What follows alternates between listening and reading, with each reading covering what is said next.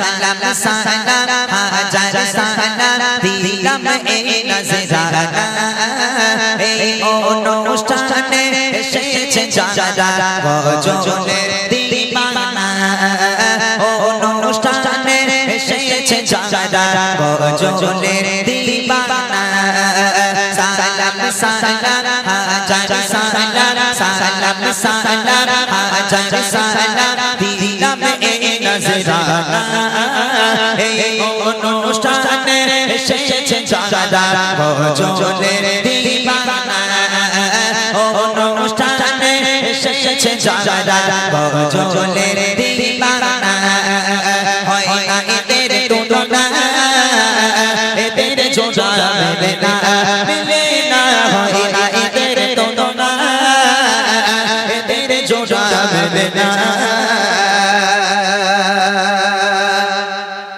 প্রথম প্রশ্ন ছোট্ট ছোট্ট ভাই বোনগুলো, যারা ছোট্ট ভাই বোন তাদের জন্য, বড়দের নয় কিন্তু এটা, ঠিক আছে?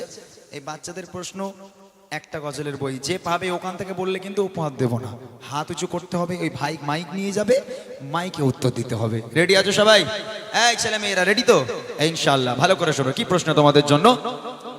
প্রথম প্রশ্ন শোনো আমার ছোটদের তরে, প্রথম প্রশ্ন শোনো আমার ছোটদের তরে, যা যা থাকিলে দাও গো জবাব দেরি নাহি করে, যা যা থাকিলে দাও গো জবাব দেরি নাহি করে। মন খারাপ?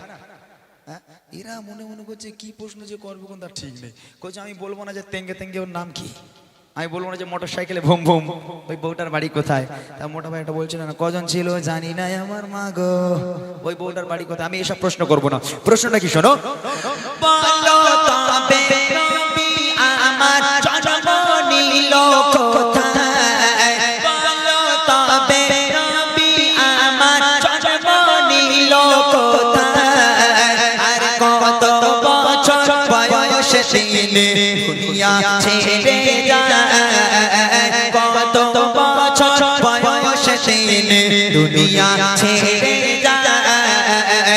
নবী পাকের মাতা পিতা আর কে ছিল দুধ মা, নবী পাকের মাতা পিতা আর কে ছিল দুধ মা, বলতে পারলে এর জবাব দেব গো বুড়িমা, বলতে পারলে এর জবাব দেব গো বুড়িমা। হয় না এদের তুলনা এদের জোড়া মেলে না, হয় না এদের তুলনা এদের জোড়া মেলে না। প্রথম প্রশ্ন, নবী পাকের জন্ম কোথায়? দ্বিতীয় প্রশ্ন হলো নবী পাক কত বছর বয়সে ইন্তেকাল করেছেন, দুনিয়ার বুক ত্যাগ করেছেন? তৃতীয় প্রশ্ন হলো নবী পাকের আব্বা মায়ের নাম কি? আর চতুর্থ প্রশ্ন হলো নবী পাককে যে মা দুধ খাওয়াতেন সে মায়ের নাম কি? কতজন আছো হাত তোলো, কে কে পারবে? ভালো করে হাত তোলো। কোনটা? না মাদ্রাসার বাচ্চারা বাদ দি ভাই, ওইদিকে যাও, দেখো ছোট্ট মানে কে আছে তাকে দাও, সবার ছোট্ট মতো। ওই ওই দুটো মেয়ের মধ্যে একটাকে দাও, ওই দুটো বাচ্চা মেয়ে, ওই দুটো বাচ্চা মেয়ে হাত তুলেছে, এই যে হ্যাঁ ওই ওই একটা বাচ্চা আছে, ওই যে হ্যাঁ ওকে দাও, ওকে দাও, ওর ছোট্ট পানা আছে, গুড়ি পানা, ওকে দাও, যে সবচেয়ে ছোট তাকে দাও। ওঠ মা, ওঠ, উঠে দাঁড়া, উঠে দাঁড়া, উঠে দাঁড়া, ওঠ। ও বলতে পারবে বলে মনে হয় না। তুই বলতে পারবি? বলতে পারবি? তোর নাম বল। আপিয়া খাতুন। এই মাইকে সাউন্ড দাও একটু, মাইকওয়ালা ভাই, এবার মাইক শুনে তোমার মাথায় মারবো একদম, বলে দিচ্ছি। হ্যাঁ, তোমার বাড়ি কোথায়? বইকারা। বইকাড়ায়। আচ্ছা বলো তো ভাই, হচ্ছে একটু একটু আসতে, নবী পাকের জন্ম কোথায়? হবে না ভাই, ছেড়ে দাও। এখানে এই মেয়েটা হাত তুলেছিল, হাত তুল, কে হাত তুলেছিল? ওই মেয়েটাকে দাও, দাও, ওকে দাও, দেখি দাও, এটাই লাস্ট। বলো তোমার নাম বলো। মারিয়া পারভিন। এখানে বাড়ি? হ্যাঁ। নবী পাকের জন্ম কোথায়? মক্কায়। মাশাআল্লাহ, যারা জানো না তারা জেনে নাও, এগুলো প্রত্যেকের জন্য জানা জরুরি। মক্কা শহরে নবী পাক কত বছর বয়সে ইন্তেকাল? 63। প্রশ্নটা বলতে দে বাবা। কত বছর বয়সে ইন্তেকাল করেন? 63। 63 বছর বয়স। নবী পাকের আব্বা মায়ের নাম কি? মাতার নাম আমিনা, পিতার নাম আব্দুল্লাহ। মাশাআল্লাহ। আর নবী পাককে যে মা দুধ খাওয়াতেন সে মায়ের নাম? আম্মাজান হালিমাতুস সাদিয়া রাদিয়াল্লাহু তাআলা আনহা। সঠিক উত্তর। অনেক অনেক ধন্যবাদ ছোট্ট বোনটিকে। আমার তরফ থেকে ছোট্ট একটা উপহার আমি আমার তরফ থেকে দিলাম, এবং বুক ভরা ভালোবাসা তোমাদের জন্য ছোট্ট ছোট্ট ভাই বোনেরা। সত্যি এখানকার বই কারার বাচ্চা কাচ্চারা উত্তর দিতে পারবে না এটা আমি মানে আশা করি না, আমি জানি প্রত্যেকেই পারবে। এখানকার মানুষ খুব ভালো আলহামদুলিল্লাহ। এবার বড় বড় ভাইরা, বাবুরা, চাচারা যারা পেছনে আছেন বা যারা আমার ডান সাইডে আছেন, ভালো করে শুনবেন। এই ছেলে, গল্প বাদ দাও, প্রশ্নটা হয়ে যাক আগে। দাঁড়াও, প্রশ্নটা হয়ে যাক। সবাই এখান থেকে কমিটি ভাইতে ধরবো না, বলতে বললে অপমান হয়ে যাবে, বলে দিচ্ছি। ভালো করে শোনা কি প্রশ্ন, বড়দের প্রশ্ন শুনবেন। এবারে প্রশ্ন করি আমার বড় ভাই যারা, এবারে প্রশ্ন করি আমার বড় ভাই যারা, প্রশ্নের জবাব দিতে পারে দেখি এবার কারা, প্রশ্নের জবাব দিতে পারে দেখি এবার কারা। নামাজ রোজা ফরজ মোরা জানি তো সবাই, নামাজ রোজা ফরজ মোরা জানি তো সবাই। প্রশ্ন হলো আরো তিনটি ফরজ কি বলো ভাই, প্রশ্ন হলো আরো তিনটি ফরজ কি বলো ভাই। জন্ম হলো কার বলো খোদা তাআলার কাবায়, জন্ম হলো কার বলো খোদা তাআলার কাবায়। আর কোন পাথরে দিলে চুমা গোনা ঝরে যায়, কোন পাথরে দিলে চুমা গোনা ঝরে যায়। হয় না এদের তুলনা, এদের জোড়া মেলে না, মেলে না। হয় না এদের তুলনা, এদের জোড়া মেলে না। বড়দের কাছে প্রশ্ন করলাম যে নামাজ আর রোজা এই দুটো জিনিস ফরজ। আমরা সবাই জানি যে নামাজ পড়া ফরজ আর রোজা রাখা ফরজ। ইসলামের মূল ফরজ পাঁচটা, মানে পাঁচটা ভিত। তার মধ্যে নামাজ আর রোজা দুটো আমি বলে দিলাম। আরো তিনটে ইসলামের ফরজ আছে, সে তিনটে কি কি? প্রথম প্রশ্ন। দ্বিতীয় প্রশ্ন হলো কাবা শরীফের ভিতরে একজনের জন্ম হয়েছিল, তার নাম কি? আর তৃতীয় প্রশ্ন হলো কোন পাথরে চুমা দিলে জীবনের সমস্ত গোনা ঝরে যায়, বেগানা মাসুম হয়ে যায়? কে পারবেন হাত তোলেন দেখি। কেউ আছেন আমার ভাইরা, বড় বড় ভাইরা? একটু এখানে এখানে এখানে কেউ আছে? বলে দেবে। নামাজ আর রোজা ছাড়া ইসলামে আরো তিনটে ফরজ কি কি? কাবা শরীফের ভিতরে কার জন্ম, আর কোন পাথরে চুমা দিলে জীবনের গোনা ঝরে যায়? কে আছেন একটু হাত তোলেন দেখি। বই কারার মানুষ পারবে না এটা হতেই পারে না, বই কারার মানুষ সব জানে, সবাই পারবে। আমার ভাইরা পেছন থেকে, বাবুরা, চাচারা কেউ আছেন? বলে দেবেন, হাত তোলেন। কেউ আছে? দেখো তো ভাই, কেউ হাত তুলেছে কি? দেখো তো। এই তোরা তো বাচ্চা, না না না, বাচ্চাদের প্রশ্ন এটা, বড্ড বদমাশ। এটা বড়দের প্রশ্ন। কেউ আছে? হায় হায় হায়, এই প্রশ্ন কেউ বলতে পারবেন না? ইসলামের মোট পাঁচটা ফরজ, নামাজ রোজা, একটু ভাবলে আপনারা চলে আসবে, এমনি কবিতা ছন্দে চলে আসবে। নামাজ আর রোজা দুটোই বলে দিলাম, আপনি নামাজ রোজা থেকে শুরু করলে এমনি চলে আসবে। আরো তিনটে। আর একটা হলো কাবা শরীফের ভিতরে কার জন্ম, আর কোন পাথরে চুমা দিলে জীবনের গোনা ঝরে যায়। কেউ বলতে পারবেন না? এখানে আমার ভাইরা কেউ নেই? এই কমিটি ভাইরা, এরা তো হিসাব কিসবলে ব্যস্ত। এই ছেলে, তুমি বসো তো এখানে। হ্যাঁ দাঁড়াও, কেউ নেই তাই তো? আচ্ছা ঠিক আছে, প্রশ্নটা আমি বাদ রাখলাম। যদি কেউ আপনারা পরে বলে দিতে পারেন, উপহারটা সাইডে রইলো, আমাকে উত্তর দিয়ে উপহারটা নিয়ে যাবেন। শেষ প্রশ্ন আমার মা আর বোনেদের জন্য। তবে বইকারার মা বোনেরা সত্যি খুব ভালো। যেহেতু আমি এখানে কোনোদিন আসিনি, তবে শুনেছি এখানে বড় বড় আলেমরা আছেন আলহামদুলিল্লাহ। আপনাদের বসিরহাটের দিকে তো বেশি আলেম ওলামা, এখানকার মানুষ কোনোদিন খারাপ হতে পারে না।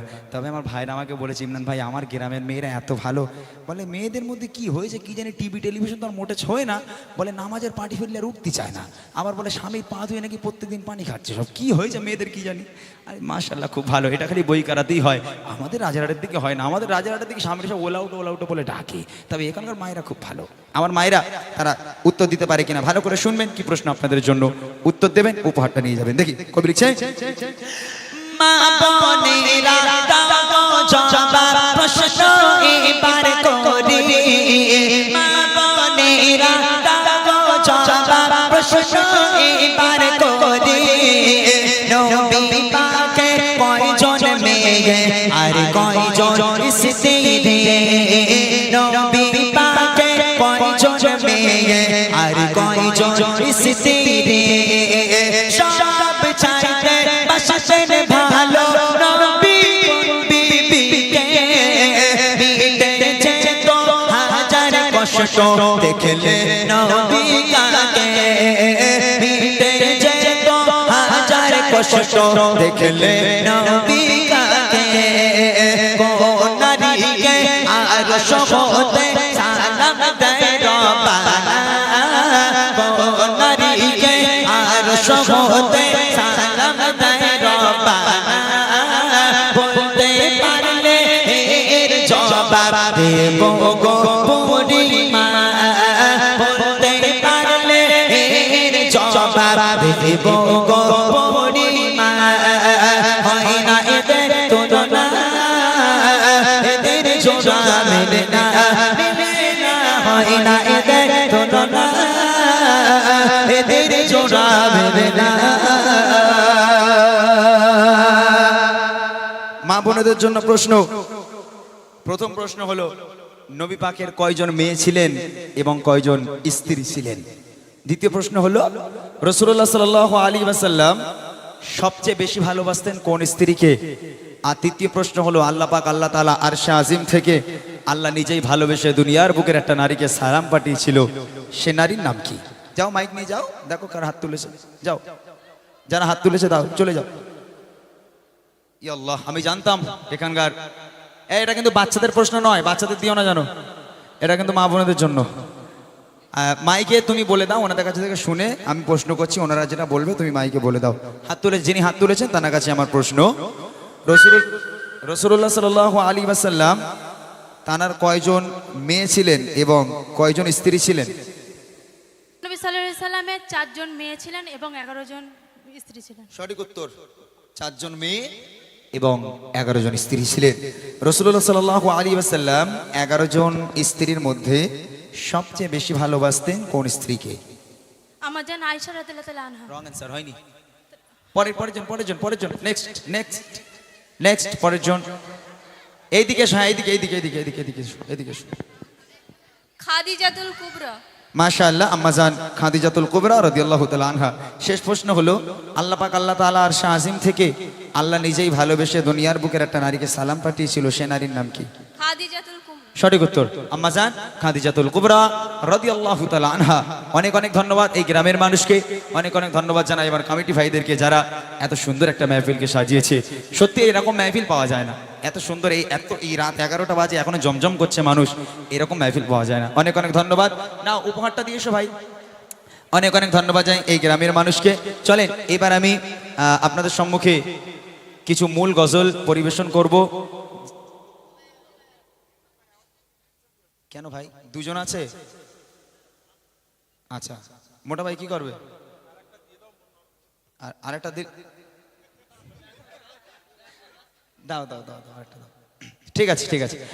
অনেক রিকোয়েস্ট এখানে পেয়েছি আমি ভাই, সবগুলো গাইতে হবে নাকি? সব রিকোয়েস্ট গাইতে হবে? ও আল্লাহ, এ কি অবস্থা, এত রিকোয়েস্ট আমি কখন গাইবো? আমার মাথায় তো কাজ করে না। হ্যাঁ কেন, মাদ্রাসার ছেলেরা কি বলছে? মাদ্রাসার ছেলেদের জন্য তোমাদের প্রশ্ন করব, শিওর একদম তোমাদের জন্য একটা বই থাকবে ইনশাআল্লাহ, ঠিক আছে? তোমাদের প্রশ্ন যেমন তেমন করলে হবে না, করতে হবে। আর যাই হোক, এখানে এতগুলো রিকোয়েস্ট আমার ভাইরা বলছে সব গাইতে হবে, আমি মরে যাবো, আল্লাহর কি রে, আমি মরে যাবো। অত রিকোয়েস্ট গাইতে পারবো? এখন এরা যদি খুব জোর করে তাহলে আর কিছু করার নেই। আরে মুসলমান ঘরে ছেলেরা, বাচ্চারা, তরুণেরা, লাইন নেই, কি বলো? যাই হোক আলহামদুলিল্লাহ, চলেন আমি চেষ্টা করব রিকোয়েস্টের কালামগুলো গাওয়ার জন্য। তবে একটা করে নতুন কালাম, একটা করে রিকোয়েস্টের গজল আমি গাওয়ার চেষ্টা করব। চলেন, আম্মাজান খাদিজাতুল কুবরা রাদিয়াল্লাহু তাআলা আনহা, ওই যে বন্ধুটো উত্তর দিল যে জিজ্ঞেস করলাম রসুল কাকে বেশি ভালোবাসতো, বললো আম্মাজান খাদিজাকে। আবার জিজ্ঞেস করলাম আল্লাহ রসুলের কয়জন স্ত্রী, বললো 11 জন স্ত্রী। 11 জন স্ত্রীর মধ্যে সবচেয়ে বেশি ভালোবাসেন আম্মাজান খাদিজাকে। আম্মাজান খাদিজা ছিলেন একটু বয়স্ক নারী, একজন বয়স্ক মহিলা, আর সব স্ত্রী ইয়াং ছিল, সুন্দর ছিল, কিন্তু আম্মাজান খাদিজাই ছিলেন একটু বৃদ্ধা। তবে আল্লাহ রসুল ইয়াং স্ত্রীদের ছেড়ে, সুন্দরী স্ত্রীদের ছেড়ে আল্লাহ রসুল আম্মাজান খাদিজাকে কেন বেশি ভালোবাসতেন, এই প্রশ্ন কি আপনাদের মনে জাগে না? কিসের জন্য বেশি ভালোবাসতেন? আমি গজলটি আপনাদের সম্মুখে পরিবেশন করব, কেউ মাঝখান থেকে ওটাওটি করবেন না, গজলটা শুনবেন মন দিয়ে, সংসারে শান্তি আসবে। স্বামী কেন স্ত্রীকে ভালোবাসবে, কিসের কি, স্ত্রীরা কি করলে স্বামী ভালোবাসবে? আম্মাজান খাদিজাতুল কুবরা রাদিয়াল্লাহু তাআলা আনহা, তিনি ছিলেন বড় লোকের মেয়ে। আম্মাজান খাদিজার আব্বাজানের অনেক সয় সম্পত্তি, জায়গা জমি, সোনাদানার মালিক ছিল আম্মাজান খাদিজা। একদিন আম্মাজান খাদিজা আল্লাহ রসুলের কাছে প্রস্তাব পাঠালো, হে আল্লাহর পয়গম্বর, হে মহানবী, আমি খাদিজা আপনাকে বিয়ে করতে চাই, বিয়ের প্রস্তাব দিলাম। আল্লাহ রসুল বলছেন, ও খাদিজা, তুমি কোথায় আর আমি কোথায়? তুমি খাদিজা, তোমার আব্বাজানের এত সয় সম্পত্তি, জায়গা জমি, সোনাদানার মালিক তুমি, আর আমি মোহাম্মদ, আমার তো খাওয়া হয় না, তুমি কেন আমাকে বিয়ে করবে খাদিজা? আম্মাজান খাদিজা বলেছিল, হে আল্লাহর পয়গম্বর, রতনকে রতনই চেনে, আমি জানি আপনি কেমন মানুষ, আমি খাদিজা কথা দিলাম, আপনি যদি আমাকে বিয়ে করেন আমি কোনোদিন আপনাকে কষ্ট দেব না। আপনি দিনের দাওয়াত দিতে যাবেন, আমি খাদিজা আপনার ভাত রান্না করে খাওয়াবো। আপনি দিনের দাওয়াত দিতে যাবেন, আমি খাদিজা আপনার জামা কাপড় পরিষ্কার করে দেবো। হে আল্লাহর পয়গম্বর, আপনি আমাকে বিয়ে করেন, আমাকে নিরাশ করবেন না। আল্লাহ রসুল আম্মাজান খাদিজাকে বিয়ে করলো, দুজনের বিয়ে হলো। বিয়ের পর সাংসারিক জীবন, ওই সুন্দরী স্ত্রী থাকতেও আল্লাহ রসুল আম্মাজান খাদিজাকে কেন বেশি ভালোবাসতো, ছন্দের মাধ্যমে কবি লিখছে। খুব মন দিয়ে শুনবেন, আর মাঝখান থেকে ওটাওটি করবেন না, গজল শেষে তারপর উঠবেন, মাঝখান থেকে কেউ উঠবেন না, গজলটা মন দিয়ে শুনবেন। কবি ছন্দের মাধ্যমে লিখছে, কেমন ভালোবাসে নবী আম্মা খাদিজা, কেমন ভালোবাসে নবী আম্মা খাদিজা, যে ভালোবাসায় খুশি হতেন আল্লাহ দয়াময়, যে ভালোবাসায় খুশি হতেন আল্লাহ দয়াময়। কেমন ভালোবাসে নবী আম্মা খাদিজা, কেমন ভালোবাসে নবী আম্মা খাদিজা, যে ভালোবাসায় খুশি হতেন আল্লাহ দয়াময়, যে ভালোবাসা খুশি হতেন আল্লাহ দয়াময়। ধনী ঘরের মেয়ে হয়ে আম্মা খাদিজা নবীর কাছে সে বলে করব যে নিকাহ। ধনী ঘরের মেয়ে হয়ে আম্মা খাদিজা নবীর কাছে সে বলে করব যে নিকাহ।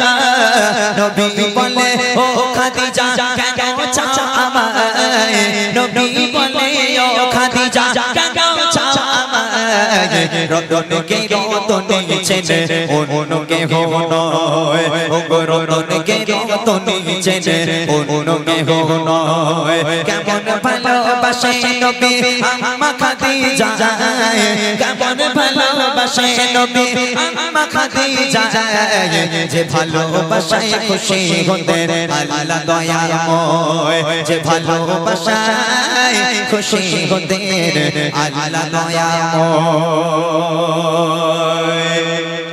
দিনের দাওয়াত দিতে গেলেন নবী, কোনদিন রাত 12টা, কোনদিন রাত 1টা, কোনদিন রাত 2টোর সময় আল্লাহ রসুল বাড়িতে আসতো।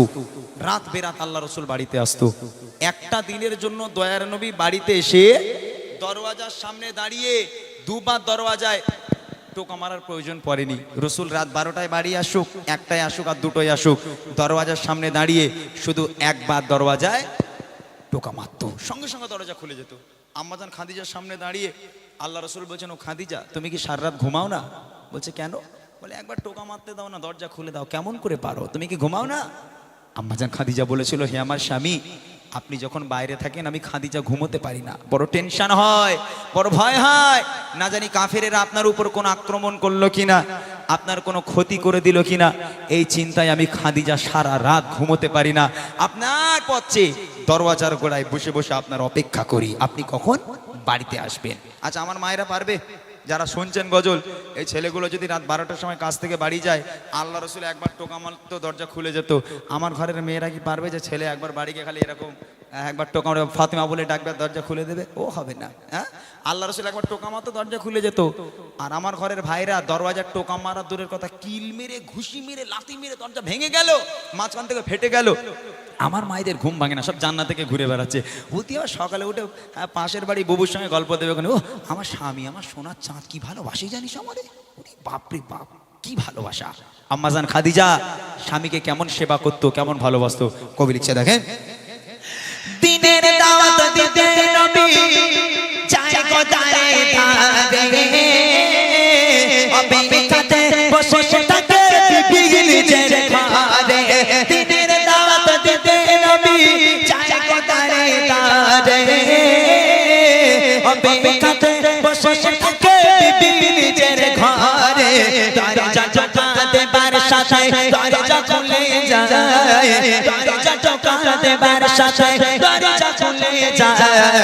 বিবি বলে আপনি ছাড়া ঘুম নাই হয়, ও গো বিবি বলে আপনি ছাড়া ঘুম নাই হয়। কেমন ভালোবাসে নবী আম্মা খাদিজা, কেমন ভালোবাসে নবী আম্মা খাদিজা, যে ভালোবাসায় খুশি হতেন আল্লাহ দয়াময়, যে ভালোবাসায় খুশি হতেন আল্লাহ দয়াময়। পরের দিন আবার রাত্রেবেলা বাড়ি এলো, দয়ার নবী বাড়িতে এসে দরওয়াজায় টোকা মারলো, দরওয়াজা খুলে গেল। আম্মাজান খাদিজার সামনে দাঁড়িয়ে আছে। আল্লাহ রসুল আম্মাজান খাদিজাকে দেখে হাউমাউ করে কেঁদে উঠেছে। কেন জানেন? আল্লাহ রসুল দেখছেন আম্মাজান খাদিজা দাঁড়িয়ে আছে, আর আম্মাজান খাদিজার জামাটা এখান থেকে এমনভাবে ছিঁড়ে গেছে, ও জামা সেলাইও করা যাবে না, তাবলিও মারা যাবে না। এখন এই দেখে আল্লাহ রসুল হাউমাউ করে কেঁদে উঠেছে।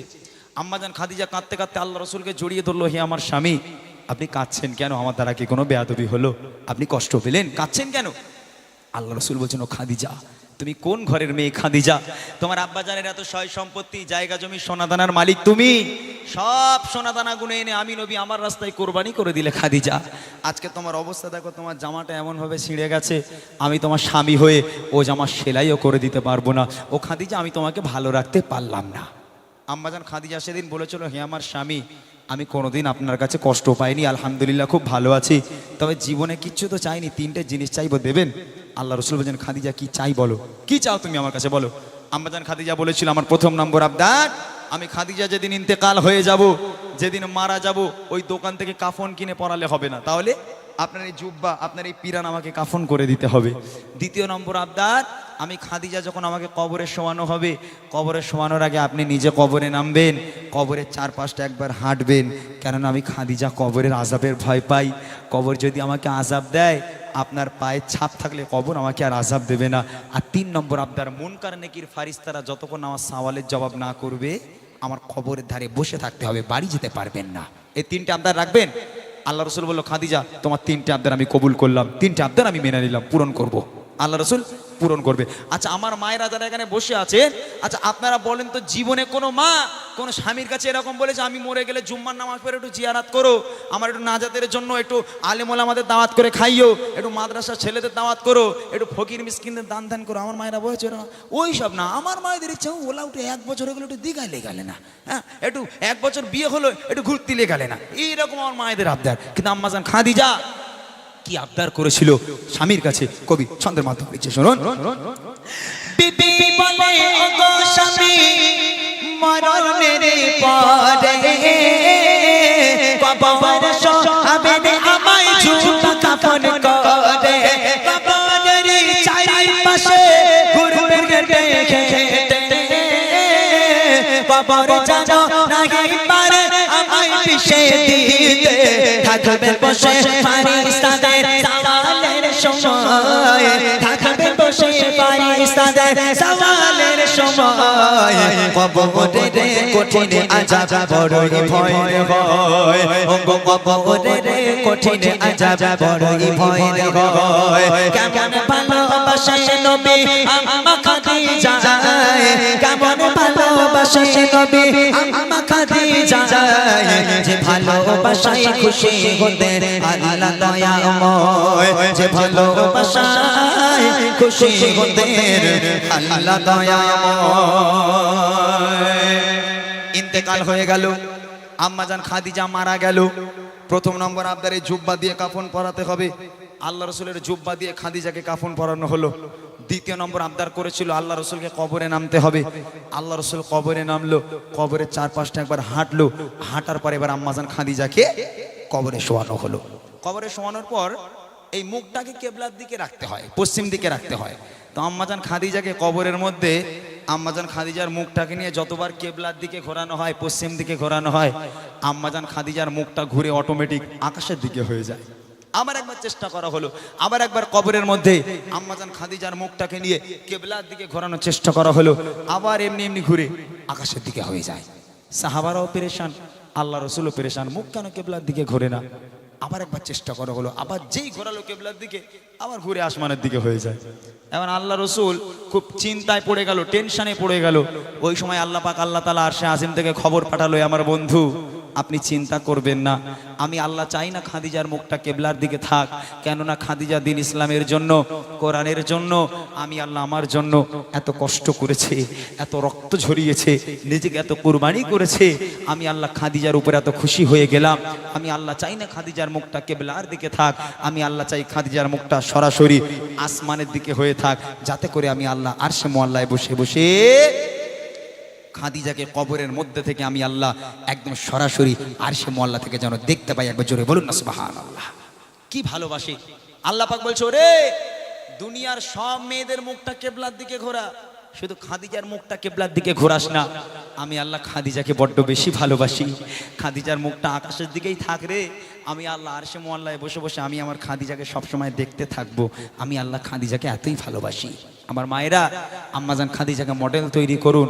আম্মাজান খাদিজা যেমন স্বামীকে সেবা করেছে, খিদমত করেছে, আপনিও করুন, স্বামীকে ভালোবাসুন, স্বামীর সেবা করুন, স্বামীর মহাব্বত করুন, দেখবেন আল্লাহ পাকের কাছে আপনিও প্রিয় হয়ে যাবেন, জান্নাত আপনার জন্য অপেক্ষা করবে। শেষ কথায় কবি লিখছে দেখেন, যত সবাই খাদিজাকে কেবলাতে মুখ করে, তত পারে আসমানের ওই দিকে যায় যে ঘোরে। আল্লাহ বলে ও গো নবী চিন্তার কিছু নাই, আল্লাহ বলে ও গো নবী চিন্তার কিছু নাই। খাদিজাকে দেখবো বলে আমি সর্বদাই, ও গো খাদিজাকে দেখবো বলে আমি সর্বদাই। কেমন ভালোবাসে নবী আম্মা খাদিজা, কেমন ভালোবাসে নবী আম্মা খাদিজা, যে ভালোবাসায় খুশি হতে আল্লাহ দয়াময়, যে ভালোবাসায় খুশি হতে আল্লাহ দয়াময়, যে ভালোবাসায় খুশি হতে আল্লাহ দয়াময়, যে ভালোবাসায় খুশি হতে আল্লাহ